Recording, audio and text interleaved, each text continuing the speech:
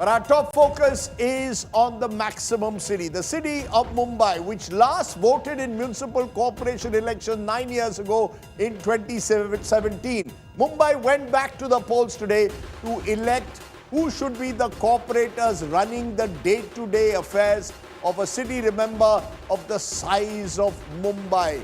And that is an election that has huge stakes for the participants of Mumbai. From Uddhav Thackeray to Raj Thackeray, the Thackeray brand coming together on one side, Devendra Fadnavis and Eknath Shinde hoping to consolidate on their gains that they made during the Vidhan Sabha elections of 2024 November, and the Congress, which has chosen to fight this election along with Prakash Ambedkar's Vanchit Bahujan Aghadi. As you can see, from star power to the ordinary Mumbaikar, they were all out on the streets today to vote in the BMC elections. Let's first tell you what our Axis My India poll is all about, because that's the exit poll whose data will be coming just a short while from now. The methodology of the poll was done face-to-face interviews over a period of time using electronic devices.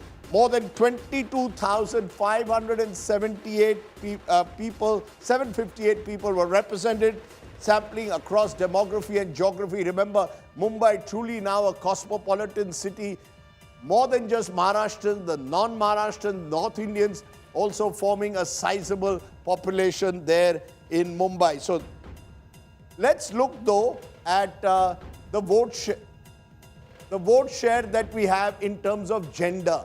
Remember, 50% of the seats in Mumbai are reserved for women. That becomes a major factor, and we've seen women power playing major roles in elections. That's the first sample, Maria, that the BJP has a clear edge as per the projected vote share in terms of gender.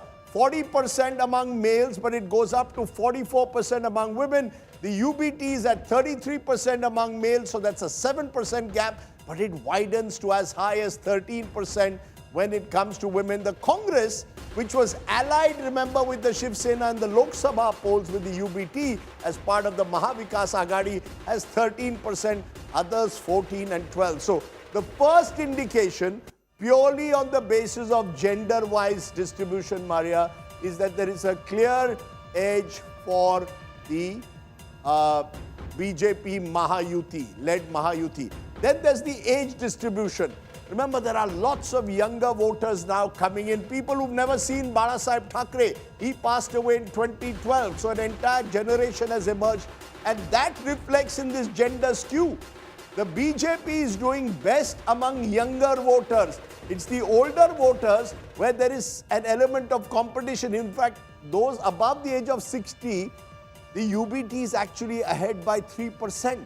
So the younger voters are where the gap is wide, 47 to 25% just in voters in that age group between 18 to 25. So the BJP-led alliance doing consistently better among younger voters. The older voters, maybe out of a sense of nostalgia for the Thackeray brand, are more inclined, it seems, as per this exit poll of Axis My India, to stay with the old order of the Thackeray's. Interesting, some of those numbers. We'll get the overall vote share and, of course, the seats at the moment. But, Maria, just looking at those numbers, you've got a party like the Shiv Sena, which has broken. About 54 of its 84 sitting corporators actually went with Eknath Shinde. Then you have the two cousins coming together after 2 decades. If these numbers hold, and we don't know what the final numbers are, but the sense is the BJP has been able to consolidate, while the Shiv Sena vote over the years has got more and more fractured. Certainly the Ladki Behin. Of course, towards the end, we heard from the Election Commission, which stalled the next installment, which is supposed to be given on 14th. But the message that is coming in, that Ladki Behin scheme seems to be yielding dividends for certainly Mr. Shinde and Devendra Fadnavis. Again, if you look at this data, Rajdeep, which is of the younger voters, they are looking at the present regime, what they are getting at present, moving away perhaps their parents or a generation above them would have that memory of Balasaheb Thackeray and the identity politics. But Rajdeep, you are a Mumbaikar and a proud Mumbaikar. The question is, why are we seeing this voter apathy? Mumbaikars, you know, they cry, they complain about flooding, they complain about things going wrong when it is about civic amenities, but why are they not coming out to vote? They have not. In fact, the complaints that I heard in Mumbai, where I was there till this morning, was that 3 days no liquor.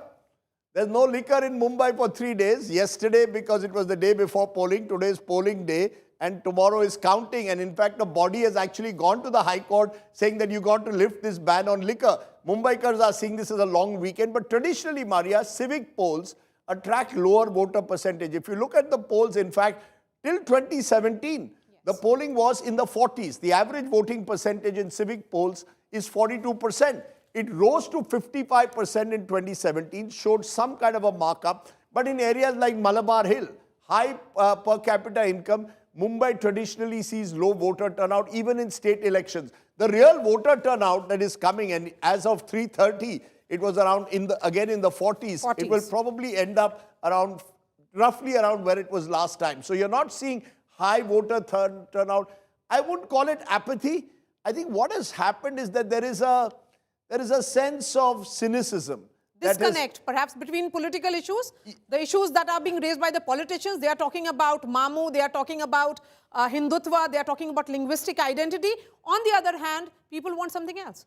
I think there are two things. One is that a lot of Mumbaikars feel disillusioned with the fact that the city's infrastructure in parts of the city has improved exponentially, while in other parts it's remained the same. You go into some of the interior areas of Mumbai, you will still see the potholes every monsoon, you will still see problems with waterlogging, and then there is the coastal road and there is the metro. So there's a bit of a class divide that comes in, and a number of Mumbaikars feel that whoever they vote for, corporators paisa banate hain.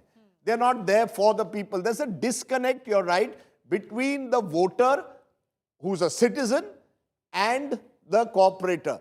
Plus, you've created this Labharti Varg of beneficiaries, doling out freebie after freebie. So you've created Labhartis, but you've also created others who say, look, what is in it there for me? So I think there's a class war. The middle classes, the upper middle classes in Mumbai feel more and more disillusioned with the kind of politics that's practiced. I think among the less privileged sections, there's still some element of enthusiasm, but there's freebie politics as well. So I think Mumbai represents in many senses, what's happening across India's urban cities. There is an urban collapse, an urban decay, and there is a desire for change, but there is no reflection of it because of the failure of civic authorities to respond to people's urges. But as I said, Mumbai in that sense is a mirror of what we see in several cities. Go to Delhi, go to Chennai, you meet a lot of people above a certain income level who feel politics is not actually addressing the real issues of governance. And identity politics in Mumbai doesn't address those issues.